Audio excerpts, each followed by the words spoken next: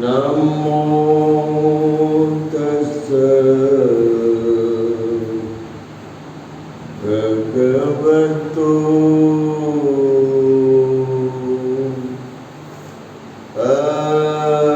अरहतो सम्मा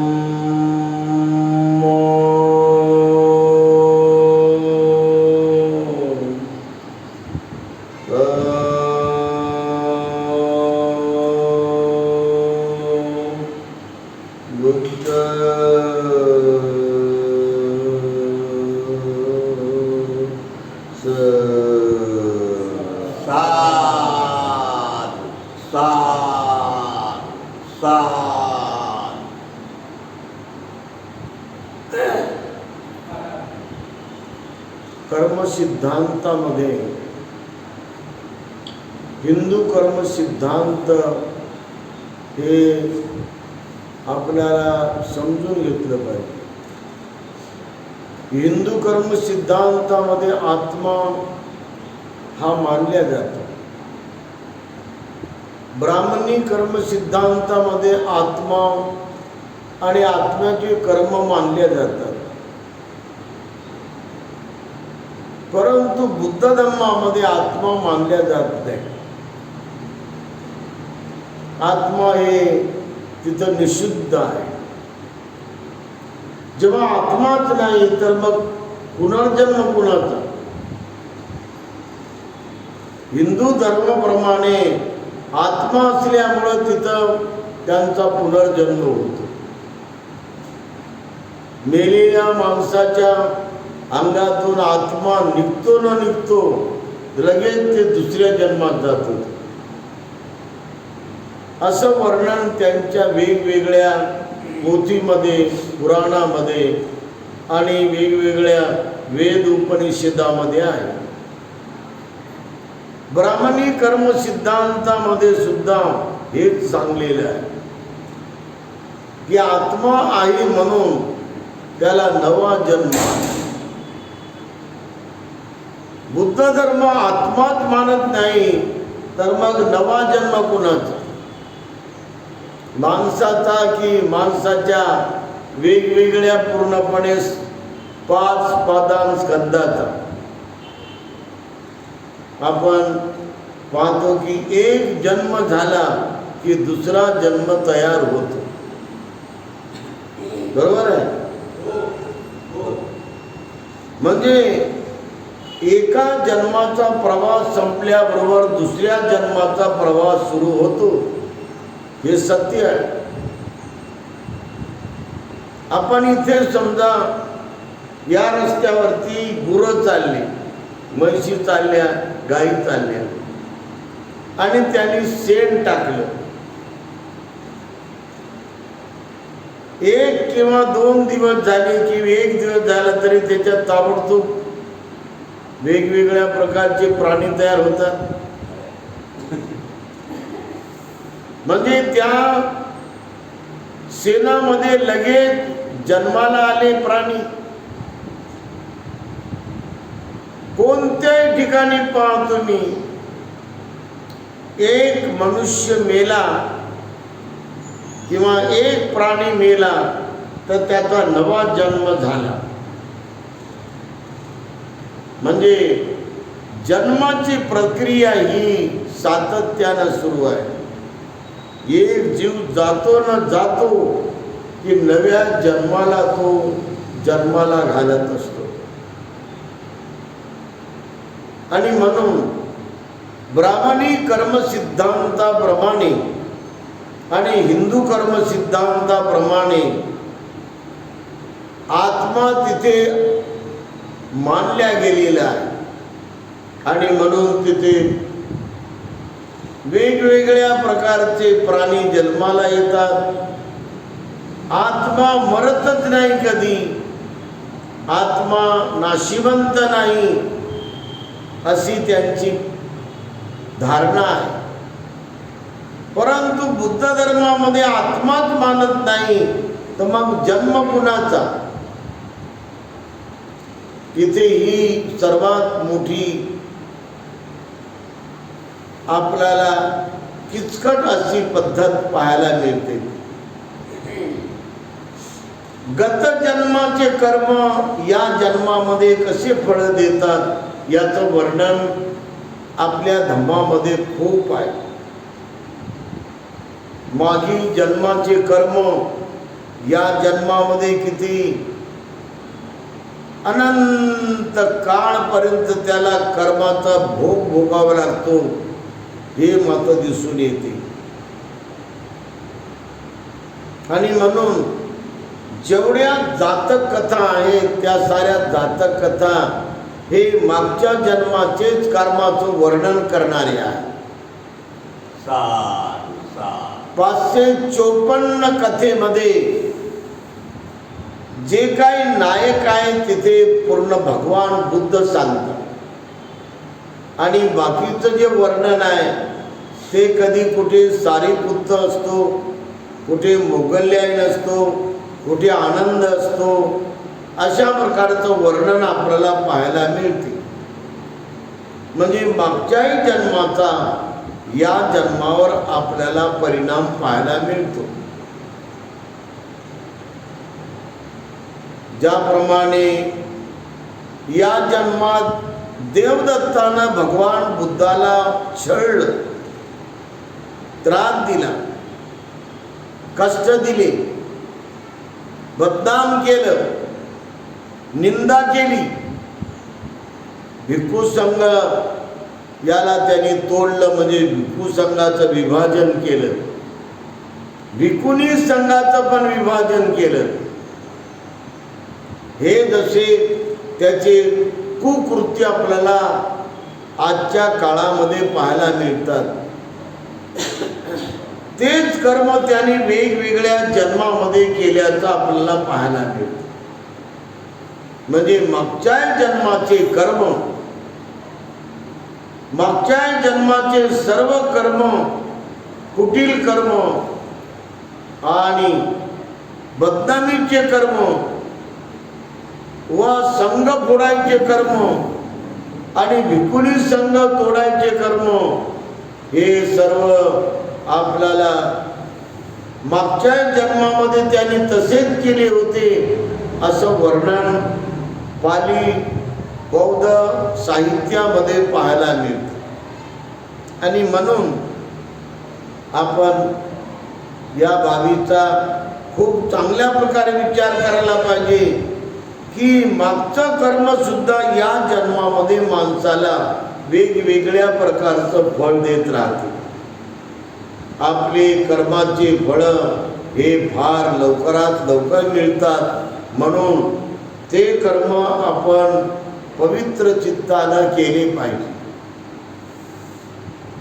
भगवान बुद्धाच्या धम्मामध्ये इथे या जन्माचे सारे कर्म आपण जर केले आणि ते उपादान स्कंद रूप, वेदना, संज्ञा, संस्कार आणि विज्ञान हे 5 उपादान स्कंदाला जर अनासक्त रूप आपण दिलं किंवा अनासक्त राहिलो, म्हणजे आसक्ती उरली नाही, कोणती रूपाची आसक्ती उरली नाही, शब्दाची आसक्ती उरली नाही, गंधाची आसक्ती उरली नाही, रसाची आसक्ती उरली नाही, स्पर्शाची आसक्ती उरली नाही, म्हणजे थोडक्यामध्ये पंचकाम गुणाची आसक्ती उरली नाही. जे इंद्रिय आणि त्याचे विषय आहेत त्याची कोणती आसक्ती आपल्या मनात आता शिल्लक नाही.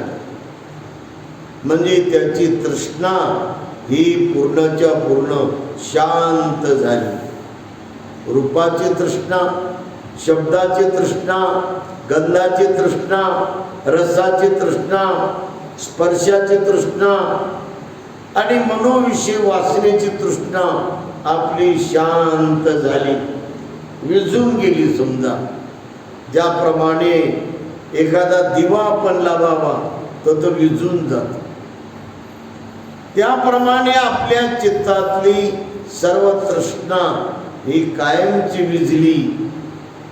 तर मग काय शिल्लक राहिलं का? राहिलं काय शिल्लक?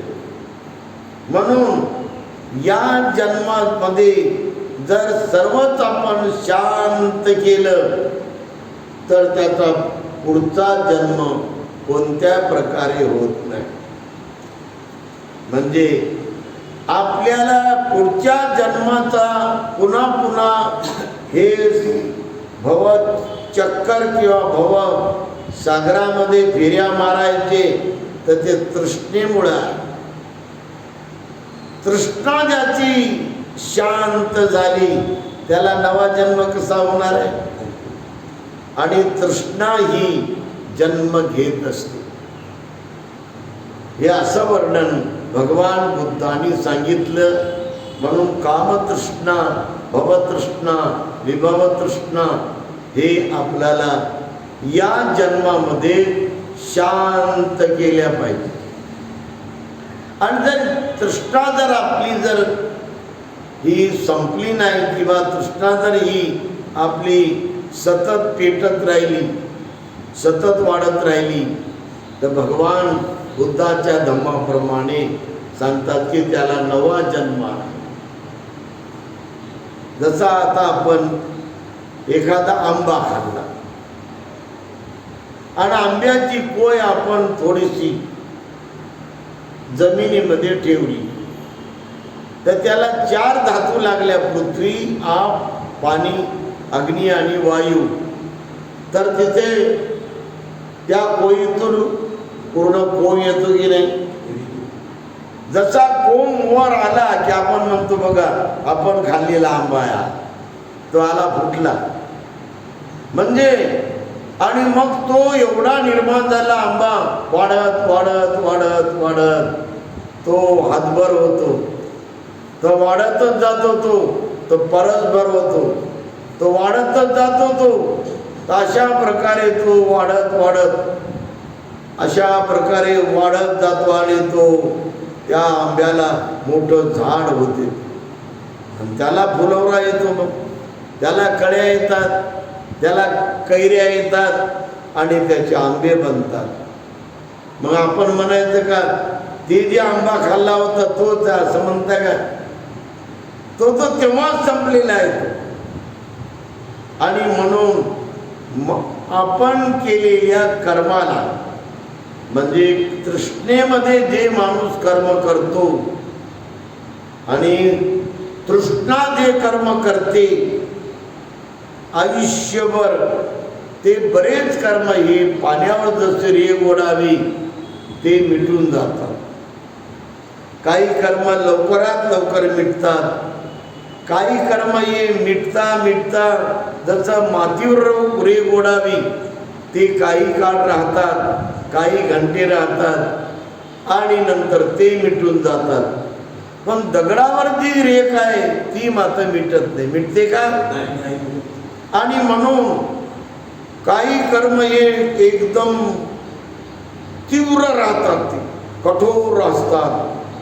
अति द्वेषाचे कर्म, अति वासनेचे कर्म, अति तृष्णेचे कर्म हे दगडावर कोरलेल्या रेघेसारखे असतात. आणि म्हणून त्या रेषेसारखं आपलं चित्त जर विकारानं या जन्माचं शेवटचं चित्त इथून जाते न जाते लगेच ते नव्या जन्माच्या चित्ताला जन्माला घालते. सबे सत्ता सुखी होंतु,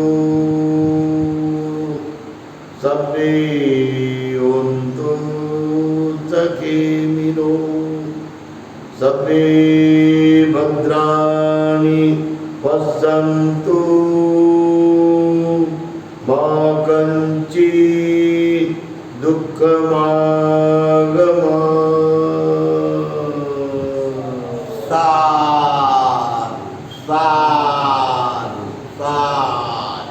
बुद्धं नमामि, धम्मं नमामि, संघं नमामि. भगवान बुद्धाचा विजय असो. डॉक्टर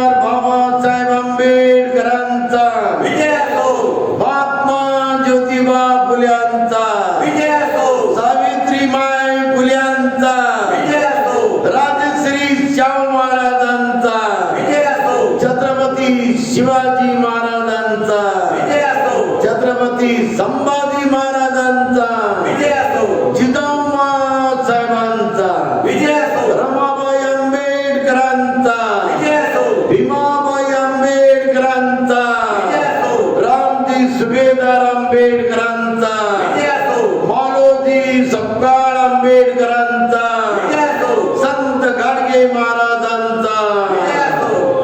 अरे जग में बुद्ध का नाम है, यही भारत की शान, भारत भारत की ये शान, अरे जग में बुद्ध का नाम है, भारत की ये शान है, अरे जग में बुद्ध का नाम है, भारत की ये शान है। समता शांती बंधुत्व, हे बुद्धाचे मूळ तत्व, बुद्धाचे मूळ तत्व, समता शांती बंधुत्व, बुद्धाचे हे मूळ तत्व, अरे समता शांती बंधुत्व, बुद्धाचे हे मूळ तत्व।